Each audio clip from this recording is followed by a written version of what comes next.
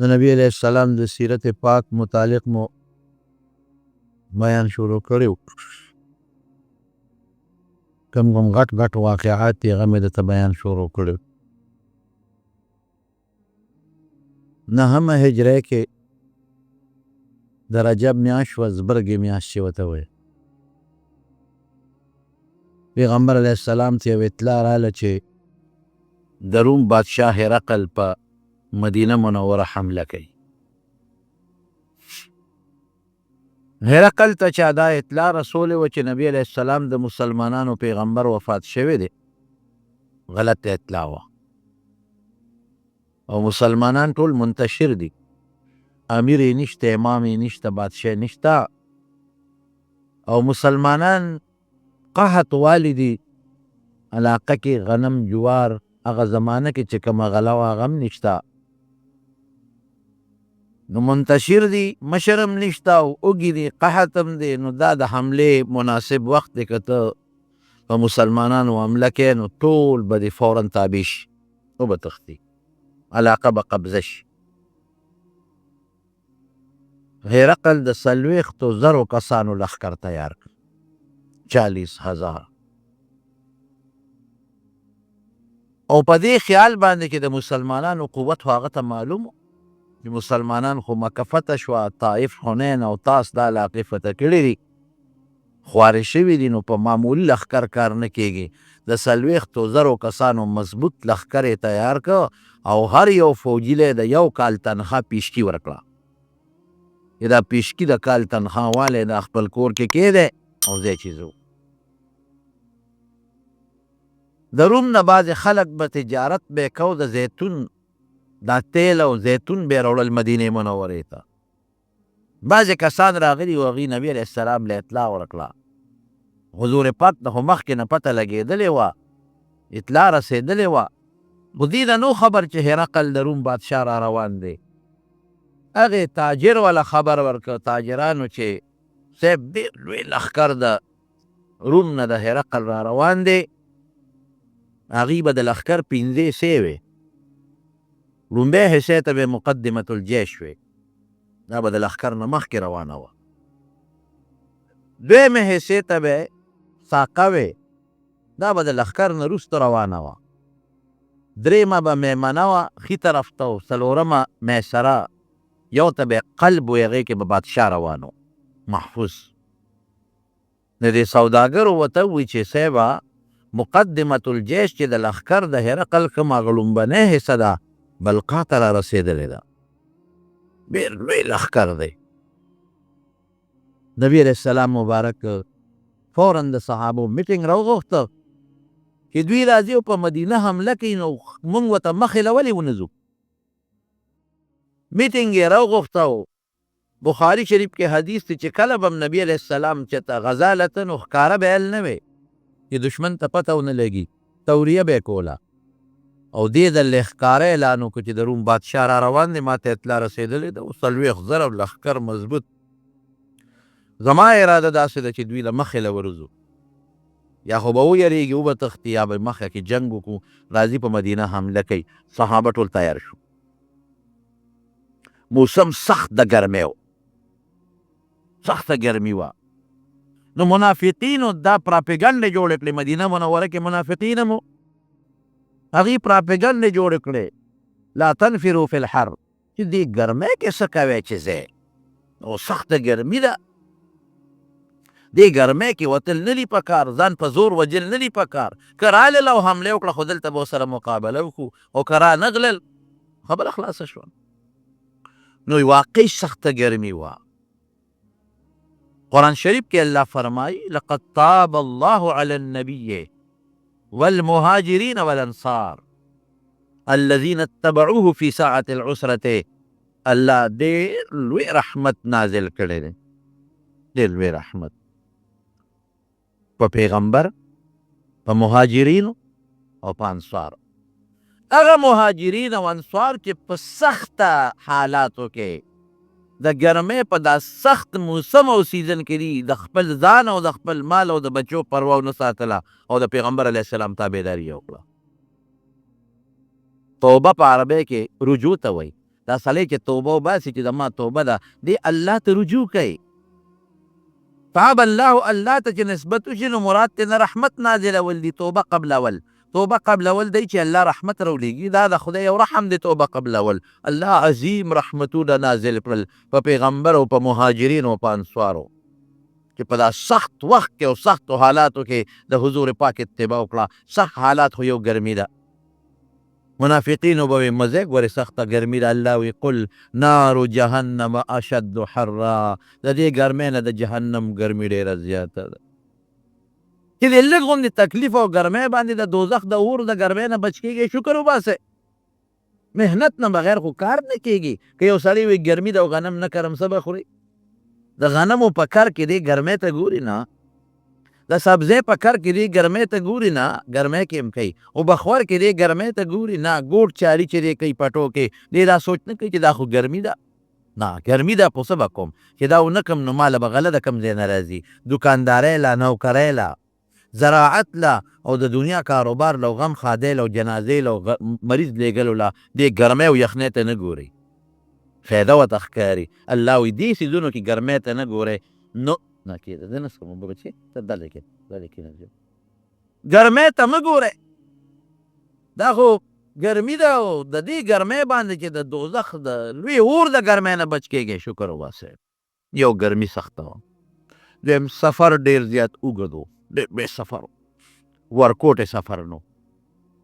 دریم دا به چې دشمن ډېر سخت و. داسې مقابله وه د روم سره لکه دې زمانه کې چې امریکې سره مقابله، د روم او د فارس دا دوه، یو روس او امریکا، دقسې روم او فارس دا دوه قومونه او دا دوه بادشاهۍ وې. نو روم پکې دغه زمانه کې په غلبه کې مو په ټوله دنیا، لکه دې وخت کې امریکا ظاهري په غلبه کې ده، په ظاهري طاقت. دغه رنګې روم په دغه زمانه کې د دنیا سپر طاقت و بس، او طاقت هم مضبوط دی، ښه لوی. او بل څه وه، بل د مکې مدینې منورې میوې د کجورې پخې شوې وې. د هغوی ټوله کاته خو کجورو ته وه. نو کجورې پخې وې، نو منافقینو دا پراپیګنډې وچلوله چې ګرمي هم ده، سفر هم ډېر اوږد دی، دشمن هم ډېر قوي مضبوط دی، او زمونږ ټول کال دې کجورو ته کتلي. نو که موږ لاړو نو دا کجورې به ودوړېږي، زمونږ راځو هېڅ به هم نه وي، نو څه به خورو، څه به کوو؟ دا پراپیګنډې چلول شروع کړل. صحابه دې ته نه ګوري، او بل مسلمانانو سره طاقت هم کم دی، کسان ډېر دي، شکر دی، اسباب نشته. دا واحد هغه غذا ده چې نبی کریم صلی الله علیه وسلم کولاو پکې چنده غوښته، اعلان یې وکړی که څوک پکې مدد کولی شي نو وکړي. جومات دپاره، مدرسې دپاره، جهاد دپاره، د مسافرو دپاره، د مسکینانو دپاره، یا یو سړی مړ شو څوک یې نشته د هغه د کفن دپاره چنده غوښتل، دا جایز دی، مسنون دی، دی یو طریقه ده. یوازې جایز نه بلکې د نبی علیه السلام د دې طریقې نه معلومیږي چې دا سنت دی. دا هغه حرام سوال کې نه راځي. حرام سوال د خپل ځان د مالدارېدو دپاره او د خپل ځان د ملکیت دپاره د بل نه پیسه غوښتل، دا خو ځان له نه غواړي، دا خو ته جهاد له غواړې، دا خو ته جومات له غواړې، مدرسې له غواړې، مسکینانو له غواړې، فقیرانو له غواړې. څوک مړ دی بې کفنه دی، کفن له غواړې، یا یو سړی غریب دی څه وس یې نه کېږي هغه له غواړې، پروا نشته، دا خیر سنت دی. حضور پاک کېناسته اعلان یې وکړو چې دې کې مدد وکړي. دا هغه جهاد دی چې حضرت ابوبکر صدیق او حضرت عمر فاروق رضی الله عنهما دواړو یو بل سره پکې مقابله وکړه. حضرت عمر فاروق رضی الله عنه دې وخت یې مالدار و، همیشه به د حضرت ابوبکر سره زما په نیکو کې مقابله راتله. وی ما وی چې نن به د حضرت ابوبکر نه نمبر وړم، لاړم کور ته چې څومره مال و ګوڼ مې نیم کرو مې له نبي علیه السلام ته مې کېښو، نیم مې پرېښو بچو ته او نیم مې حضور پاک ته کېښود. ګوټ کې کېناستم چې ابوبکر خو به راوړي، مال شته ورسره خو دومره نه لکه چې دا ما سره څومره دی. دې کې حضرت ابوبکر صدیق لاړ هغه مال راوړه کېښود. حضرت ابوبکر صدیق څومره مال راوړی و؟ هغه هم څه لږه نه وه، 4,000 درهم یې راوړي، 4,000 درهم دی راوړل کېښودل. خو د هغه نه د عمر دا نیم مال ډېر و. نبي علیه السلام خو پوه شو، هوښیار و، وحی کېږي، کشف کېږي، فوراً یې تپوس وکړو عمره دلته راشه، څومره مال دې راوړی دی؟ خوشحاله و، وی د الله رسوله غوټ نیم مې که راومېړه، نیم مې الله رسول له راوړو. او نیم مې خپلو بچو ته پرېښود. قانون د شریعت هم دقسې دی. وی ابوبکر تا څومره مال راوړو؟ وی د الله رسوله کور کې مې چې موندل ټول مې راوړل. بچو ته دې څه پرېښودل؟ ماشومانو ته دې څه پرېښودل؟ کور کې دې څه پرېښودل؟ وی الله او رسول مې ورته پرېښود. خبره خلاصه ده چې الله شته او رسول شته، رسول الله نو غمونه د څه دي؟ هېڅ فکر نشته. الله د هر چا نه مخکې دی. په توکل کې د حضرت ابوبکر صدیق توکل هغې انداز ته رسېدلی دی چې هغې ته څوک نشي رسېدی. حضرت عمر څه وایي؟ ما وی چې باس نن نه پس به د حضرت ابوبکر صدیق سره په نیکو کې مقابله نه کوو. مال د حضرت عمر ډیر دی، اخلاص یې هم ډیر دی. نیم مال راوړل څه وړه خبره نه ده، دا ډیر لوی اخلاص دی. لیکن د هغې په مقابله کې د حضرت ابوبکر صدیق رضی الله عنه اخلاص ډیر دی. 4000 درهم یې راوړل، میدان کې وغورځول. عبدالرحمن ابن عوف رضی الله عنه 200 اوقیې سپین زر راوړل. 200 اوقیې سپین زر چې د هغې نه ډېر شی مال جوړېږي، تقریبا 8000 درهم ته جوړېږي، دا هغه راوړل. او حضرت عثمان رضی الله عنه 300 اوښان راوستل. 300 اوښان. اوښ ډېر قیمتي شی دی، هغه زمانه کې موسم ډېر قیمتي شی دی. 300 اوښان یې راوستل سره د کتو نه، چې کتو ته هم ضرورت نشته. کتې مو سره راوستې، د اوښ د پاسه چې کوم پالان دي چې سړی پې کېلي هر څه مکمل برابر. او 1000 اشرفۍ یې راوړې، دینار ډېر قیمتي شی دی. 1000 اشرفۍ یې راوړلې. تقریبا د هغه 1000 اشرفو نه ډېر شی جوړېږي. 12 کې ضرب ورکړه 12000 ته جوړېږي درهم. د کېښودل د نبي علیه السلام په مخ کې وغورځول. حضور پاک پې دومره خوشحاله شو چې خولې مبارکې دی دا لفظ وخته. وی نن نه پس چې عثمان سک عمل کوي دې ته به ضرر نه رسېږي، الله به حفاظت کوي. چا کجورې راوړې، چا سره چې څه موندل مال او دولت، تورې چا سره زیاتې وې هغه به یې راوړې. 2 دي 2 یې راوړې میدان ته. چا سره زغرې دی هغه یې راوړې. ښه مضبوطه چنده وشوه. صحابه کرام نبي علیه السلام اعلان وکړ، وی دی چې کوله به اعلان یې وکړ چې صحابو ته پته ولګي چې کم خوادو تیارې ورته وکړي. مزل زیات دی، ګرمي ده، کجورې پخې دي او دشمن هم دی سخت قوي دی. چنده مو شو، صحابه کرام روان شو. څومره دي صحابه؟ 13000 کسان دي.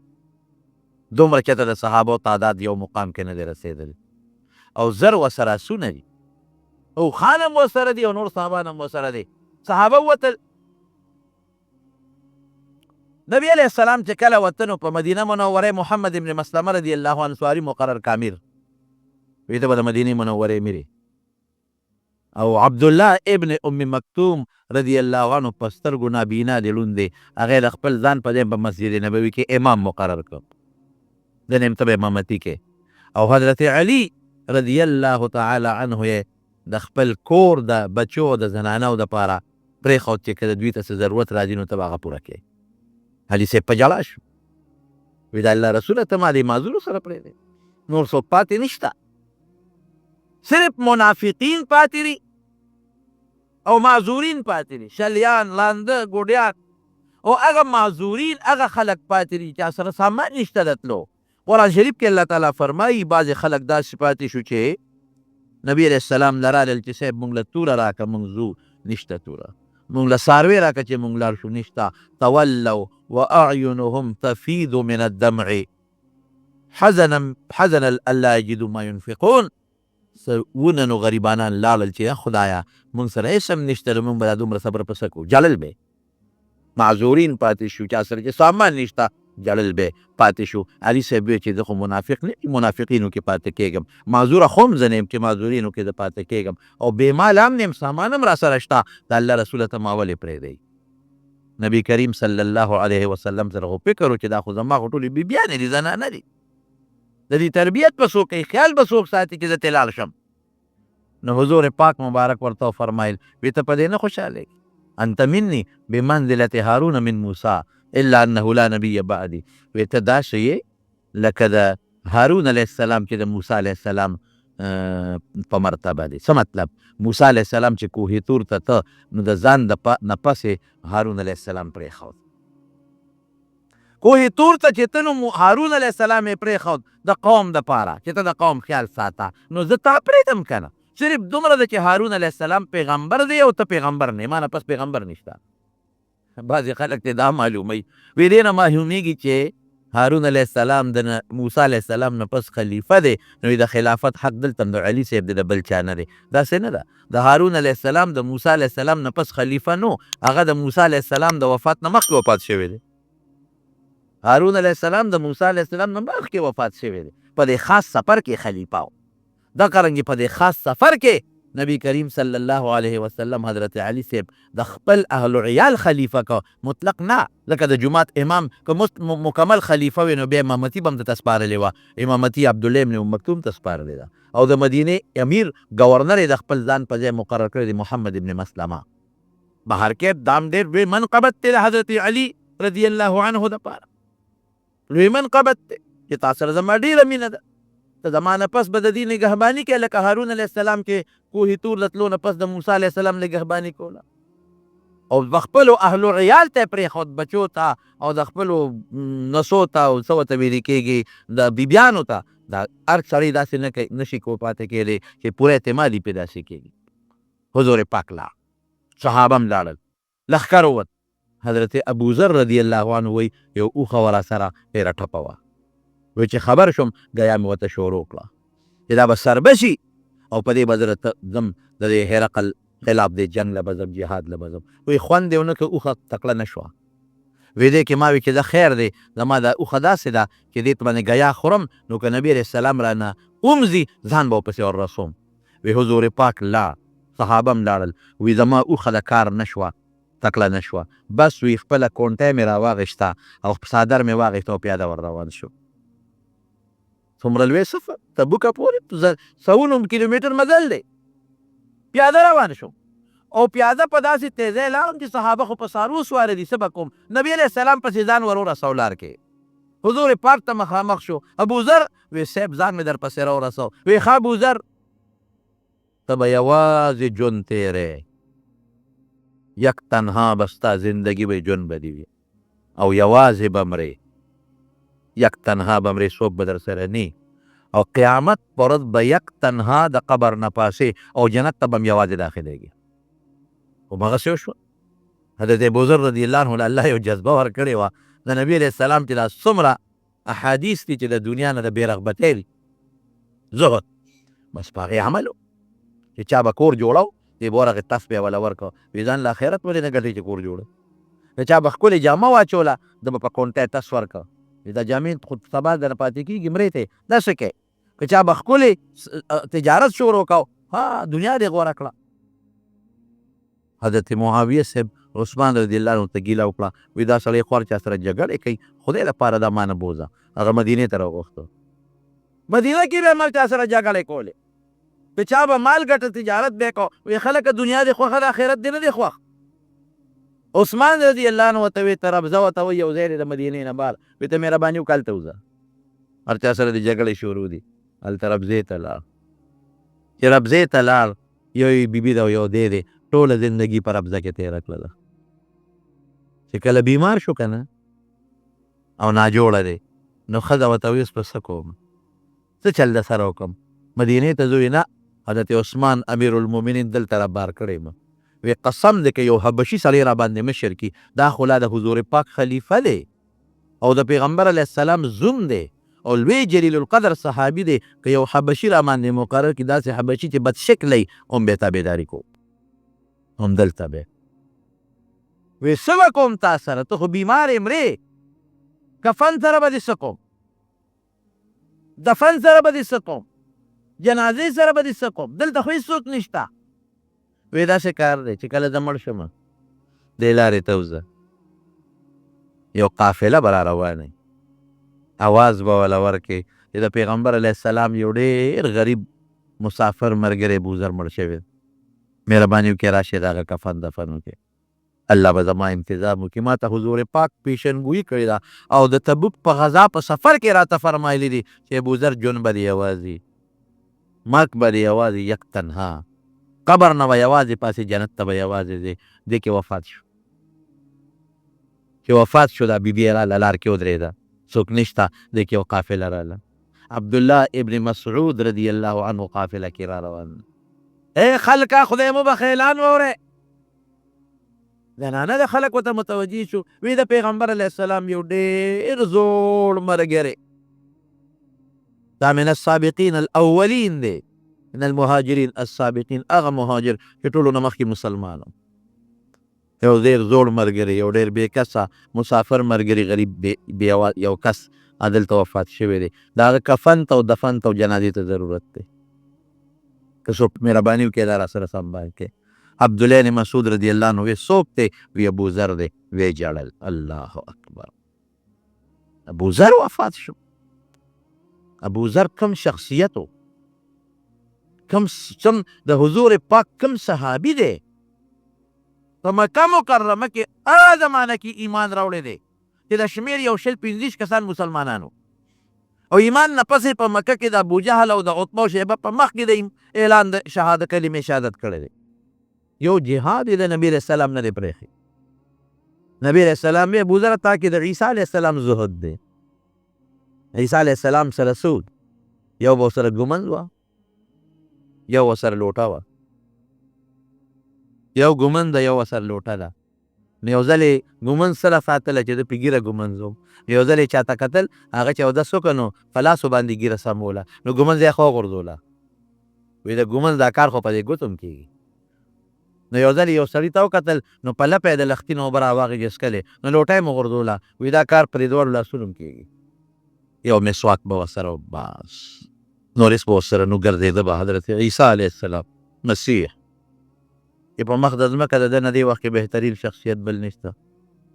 دو اعلی قیمتي څادرې ورسره وې، ته یې وله کفن کړو، قبر یې ولو کنېسته، جنازه یې پرې وکړله، بیبي ځان سره مدینې منورې ته روانه کړه. په دغه غزوه کې جهاد کې حضرت ابوذر رضی الله عنه یک تنها پیاده لاړ او نبی کریم صلی الله علیه وسلم پسې ځان ورسو. صحابه روان دي په لاره ځي،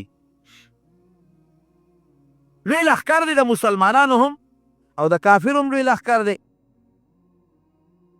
په لاره ځي نو هلته کې د سمودیانو په کلي تیر شو، قوم سمود چې هلاک شوي. لقد کذب اصحاب الحجر المرسلین، د صالح علیه السلام قوم الله هلاک کړي و. د هغوی کنډرات و هلته کې، د هغوی آبادۍ ورانې پرتې وې. نو صحابه خو په تیزۍ روان دي، اوبه په لاره کې ني، هغه علاقه کې خو کویان اوبه هم وې. نو بعضې صحابو ته زر زر مشکونه ډک کړل، بعضې صحابو په هغې باندې اوړه واغږل. نبي علیه السلام چې ور ورسېدل صحابو ته وی دا خو د سمودیانو هغه کنډرات دي. او د الله رسوله وی بس پام کوئ ګورې دې د کې ایثار نه شي، او چې کومې اوبو کې هم ترې مشکونه ډک کړي دي هغه واپس توی کړئ. په دې علاقه اوس هم د الله د عذاب آثار دي، هغه جراثیم او هغه د الله تعالی د قهر او د غضب هغه هواګانې دلته اوس هم چلیږي. زه به مثال دله درکړم که نه، مکه مکرمې ته چې سړی لاړ شي نو هلته رحمتونه ورېږي، جومات کې سړی کښېني نو هلته رحمتونه ورېږي. کم قوم دی چې خدای عذاب ورکړي هغه قوم باندې د هغه عذاب هغه اثر او د الله قهر و غضب او هغه خطرناک بیماری او رنځونه همقسې ورېږي. د زمزم د اوبو متعلق نبي علیه السلام ترغیب ورکړی چې دا اوس کې دې کې شفا د برکت دی. ولې؟ لکه د پیغمبر د معجزې اوبه دي او د بیت الله د ښو اوبه دي، لیکن دا اوبه د عذاب د ځای اوبه دي. دې کې اعلان وکړه چې ګورې د اوبو باندې اوړه غږلي دي، یا دا توی کړئ او یا دا اوړه څاروو ته واچوئ، مشکونه هم خالي. دې وجې نه مسله د دین درونو دا ده چې کوم د عذاب ځای نه دي او کوم د روان ویجال قومونه دي کنډرات، د دې سیل ته تلل او هلته کې ایسارېدل دا په شریعت کې ممنوع دي، منع دي، نه به ځئ، بلکل به نه ځئ. دا قرآن شریف کې راځي قل سیحوا فی الارض فانظروا کیف کان عاقبة المکذبین، چې تاسو وګورئ د دې هلاک شوي قومونو. د هغې دا مطلب نه چې تماشې له ورځئ، دا چې تاسو خو خامخا ځئ په دې لارو کې نو دا کنډرات باندې یو نظر واچوئ د لرې ځای نه، وګورئ چې دا قومونه خدای هلاک کړي دي، عبرت ترې والی.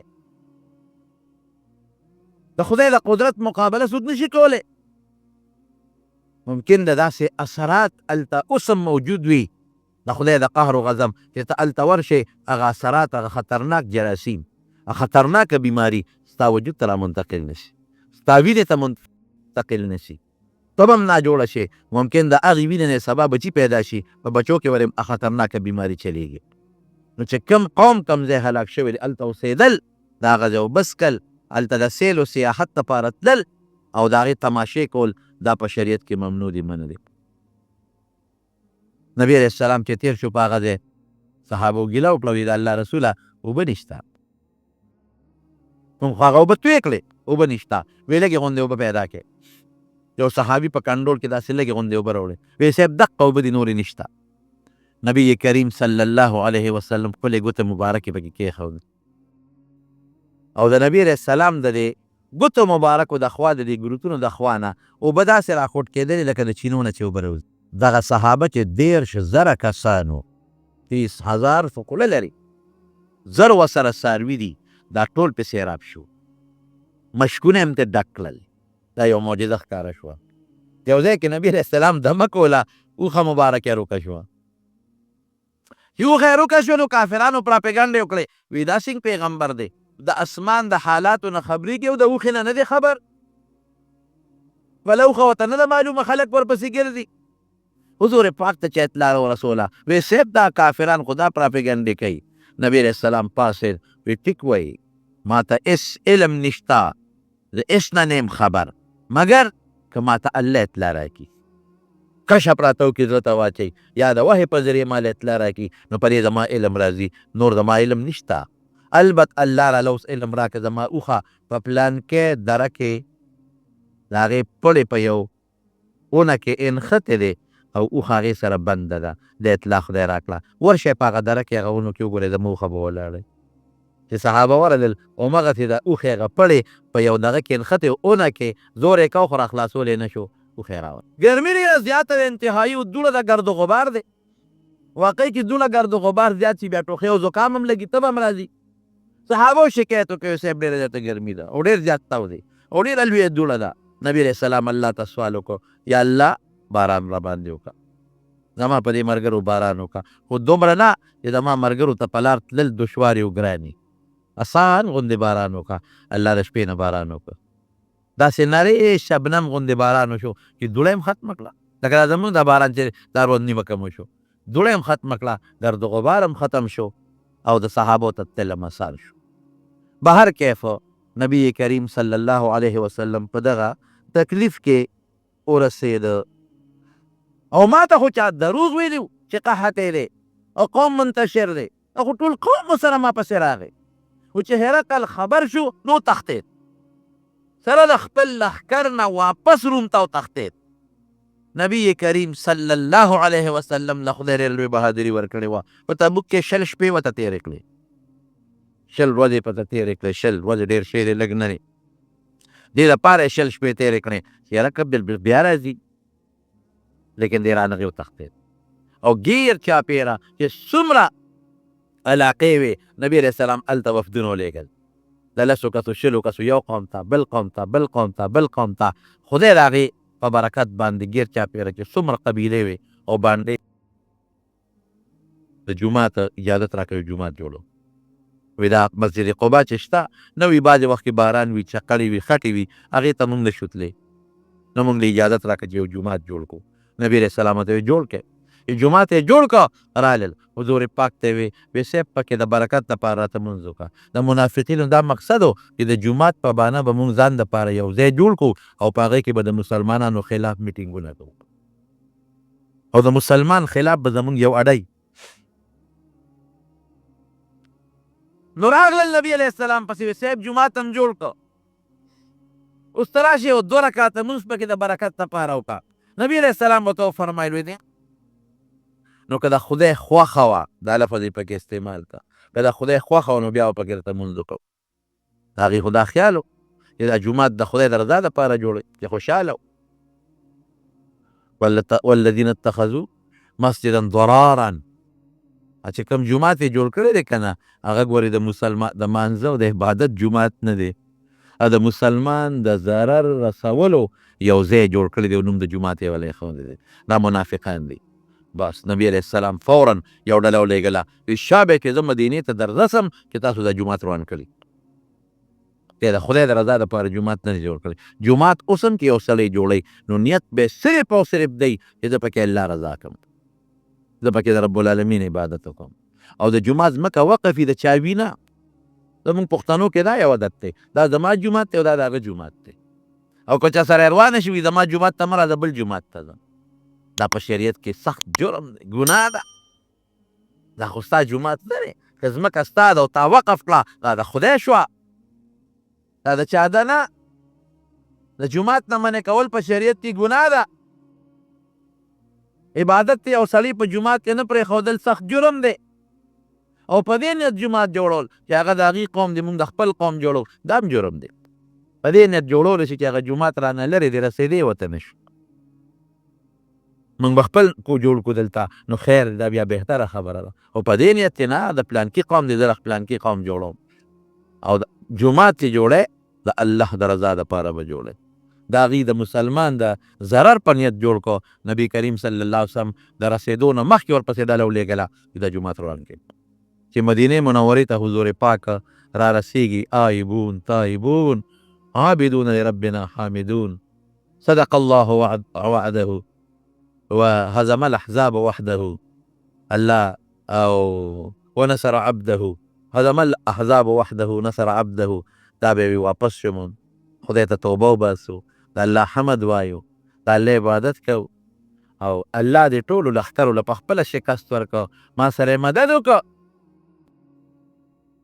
زه د الله بنده ما سره مدد کړی دی او چې احد غر یې ولید وی هذا احد جبل یحبنا ونحبه دا احد یو غر دی موږ دې سره مینه کوو دا موږ سره مینه کوي او مکه کې حضور پاک مدینې ته هجرت کړی او د قبا نه ته خلق ورته هغه د خوشحالۍ نه نظمونه وې اقصې ماشومان دي او تنبلونه ورسره دي او طلع البدر علينا من ثنيات الوداع وجب الشكر علينا ما دعا لله داع حضور پاک چې څنګه مدینې منورې ته راورسېد لومبی عادت پیدا بخاري شریف کې حدیث دی چې دی به جومات کې به کېناستېدو جومات ته راغی کېناست اوس د دې جن نه یو څو کسان پاتې شوي بعضې معذور یو 3 کسان سوچه مسلمانان ته پاتې شوي دي 3 کسه سوچه یو دی په ایس عذر هغې ته نو یو کعب ابن مالک رضی الله عنه یو هلال ابن امیه رضی الله عنه او یو مراره ابن الربیع رضی الله تعالی عنه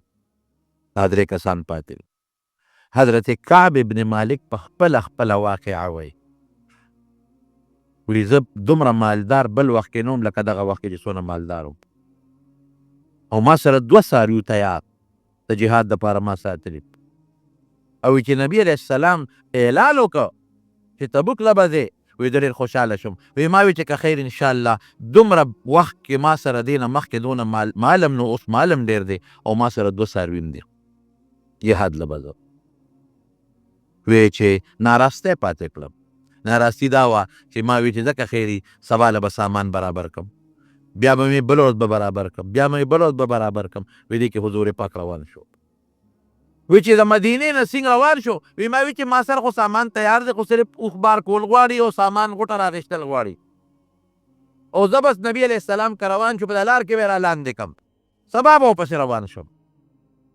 وی چې سبا له بیا مې اراده وکړه نو بیا راباندې ناراستي غالبه شوه وی ما چې ځای را بل ورځ به روان شم بل ورځ بیا ناراسته شوم ما چې یاره بس اوس اوښلا سره تیار دی او 2 دي او سامان هم دا برابر دی او نبی علیه السلام پسې به چې هلته ته کښېنه هلته خپل ځای کښېنه هلته کښېنه زویه ډېر خیر دی لږ بیمار دی خدای پاک له روغ صحت ورکړي زموږ د جمعې مستقل ملګری دی پرون ما سره والد صاحب راوستی و لږ یو پوټی بیمار دی دعا مو ورته وکړئ چې خدای له روغ صحت ورکړي دی مهرې ملګری دی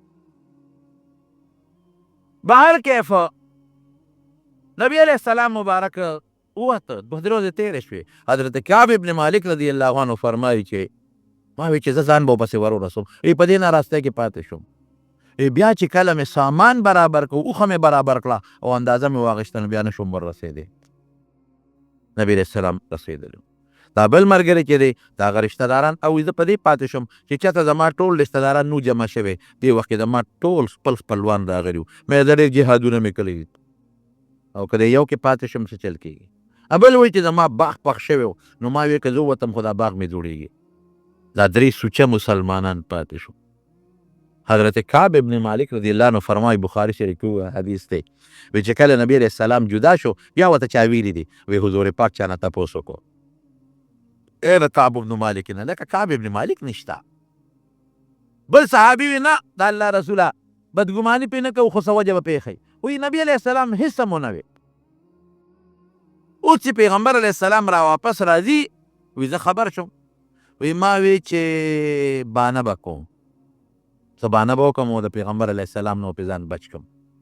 اوله کې مې دا راتلل چې داسې ویم داسې ویم داسې ویم، او چې د قوم کم خلک و هغې سره مې مشورې وکړې چې نبي علیه السلام ته به څه ویم، نو هغې هم راته وویل چې مړه بس بانه مانه وکړه نو. ویله کې مې دا رالل چې څه بانه کوم، وایي دی کې حضور پاک مبارک جومات کې کېناست، وایي چې کوم منافقین و هغې به راتلل او دروغو باندې به یې کولې. چا به ویل صاحب خېټه مې درد و، نبي علیه السلام خو پې پوه وایي ښه ځه. چا به وی صاحبه ښځه مې ناجوړه وه، چا به وی سترګې، خو څه بانې بس هغې منافقینو کولې. نبي علیه السلام ته خو پته وه چې دا منافقین دي، نو بس هغې ته به یې وی ښځه بس تاسو باطن خدای ته سپارلې.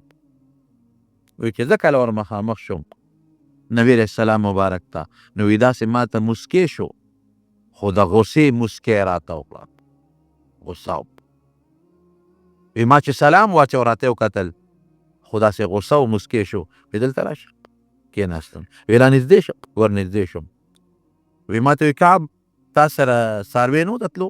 مې چې و د الله رسوله. مال د سره نه و چې ته پې مونږ سره تللی وې؟ مې چې د الله رسوله و. ولې نه تللی؟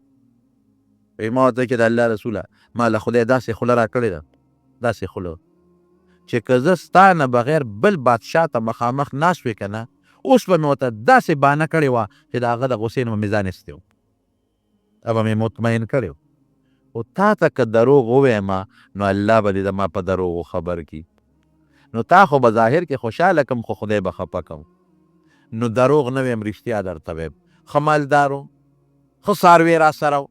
وی چې بار راووتم اعلان وکړه نبي علیه السلام چې ده سره به خبرې نه کوې، نه به پې سلام اچوې نه به یې جواب لې.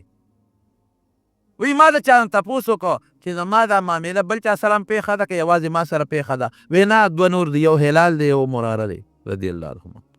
وی چې ما سوچ وکړی مې چې زه 2 ملګري خو مې شته و، هغه 2 هغه دي چې بدریان دي، بدر کې شریک دي، او کعب په خپله په بیعت عقبه کې شریک و. حضور پاک له د مدینې د هجرت نه مخکې د بیعت کړی و، دعوت یې ورکړی و د مدینې د هجرت. هغه مسلمان خبرې بندې شوې، چا را سره خبرې نه کولې. وایي چې خبرې نه کولې، وایي زه خو هغه نور 2 کسان بوډاګانو کور به ناست وو، جلل به یې، او وایي زه خو نوجوان وم کور نه شم ټینګېدی، نو زه به راتلم. وایي چې راتلم به خلکو سره مې خبرې کولې، چا به جواب نه راکړ. وایي زما راتله زوی ابو قتاده یو ځل د هغه باغ ته وایي چې ورتاو شم باغ باندې ور داخل شم، وایي ما السلام علیکم، وایي جواب یې رانه کړ.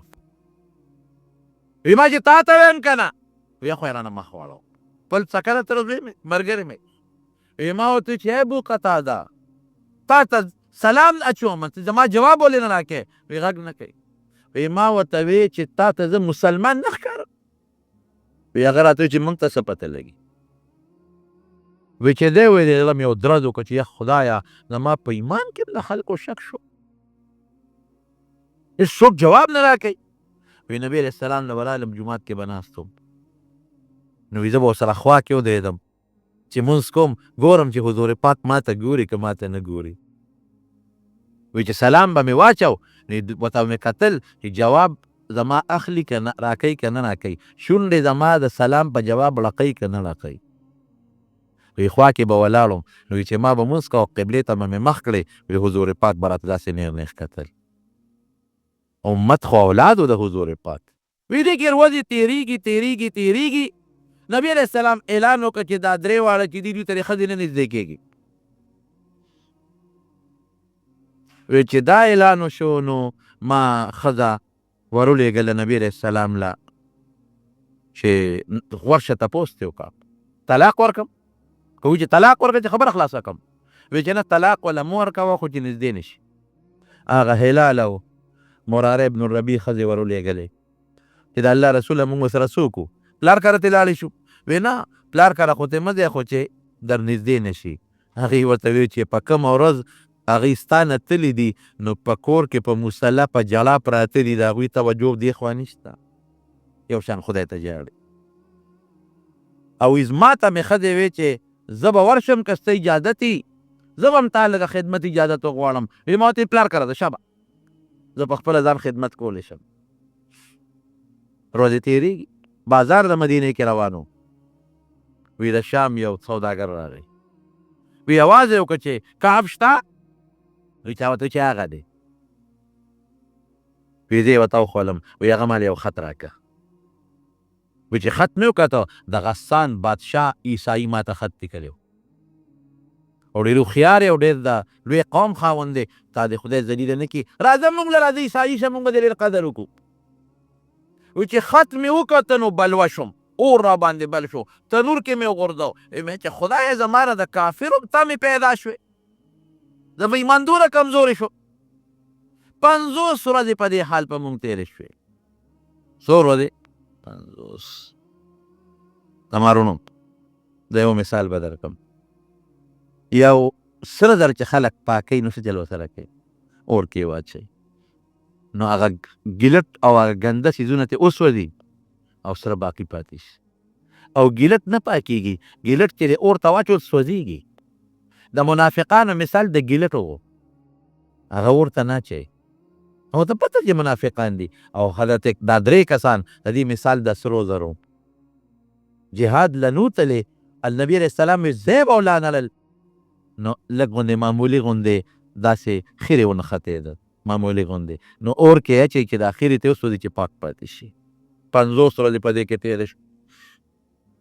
وایي زه بره په کوټه د پاسه ناست یم، ټوله شپه د خدای تلاوت کوم، خدای ته جاړم، په دې سوچ کې یم چې یا الله ته خو ډېر غني بادشاه، څه پته لګي چې د ما توبه به قبوله کړې او که نه. وی د کوټې په سر یم، وی دې کې قرآن شریف کې الله تعالی د شپې د دوی د توبې آیاتونه نازل کړل. لقد تاب الله على الذين رست راځي وعلى الثلاثة الذين خلفوا حتى إذا ضاقت عليهم الأرض وضاقت حتى إذا ضاقت عليهم أنفسهم وضاقت عليهم الأرض بما رحبت. هغه 3 کسان د هغې توبه مې قبوله کړه. نو وی خلکو را منډې کړې، ما له مبارکۍ راکوي. یا هغه خلک دي چې پیغمبر علیه السلام وی خبرې مه کوئ، خبرې بندې، یو مبارکۍ راکوي. او یو کس غر ته وخته جبل سلعه کوم اخوا چې غزوه خندق شوی دی او د هغه ځای نه اواز وکړي ای کعبه مبارک دي شه. وی یو کس په اس را منډه واله، وی بل کس راله د هغه ځای نه اواز راکړ، وی هغه اواز د اس نه زر راورسېده مبارک دي شه. هله شابه نبي علیه السلام د انتظار کې توبه دې قبوله. وی رالم جومات ته، فیضا اوس بدله ده، جومات ته رالم، یو م راپاسي مبارک دې شه، بل م راپاسي مبارک دې شه، یو م راتر غاړه یو مصافحه کوي او حضور پاک مبارک ناست دی او مسکی دی.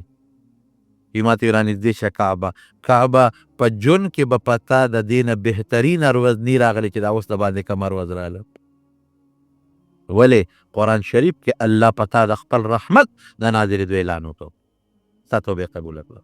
د نبي علیه السلام د سیرت په باب کې خدا د یو جهاد واقع شو، لیکن ورسره د صحابو د دین لپاره د خدمت اندازه به تاسو لګولئ چې صحابو د دین په لار کې څومره محنت او مشقت کړی، دا به هم تاسو معلومه کړي. پرېږدې د خیر دی خو پرېږدې دا انسان بیمار دی، خیر انسان دی پرېږدې.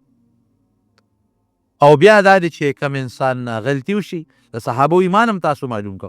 که د دې زمانې خلک وي چې خپل کار به کوي د ایمان مسلماني به خپل کار کوي، مونږ خو به ډېرو لږ اوبو کې ډوبېږو، مونږ خلکو نه خو که معمولي غوندې پوټې غوندې جومات کې امام سره لږ غوندې خفګان راشي بیا مونږ ورپسې نه کوو، بیا ورپسې دنیا خبرې کوو، بیا به یې وایي چې ښه زما دا حال دی، مسلماني م ورپسې پرېږدي.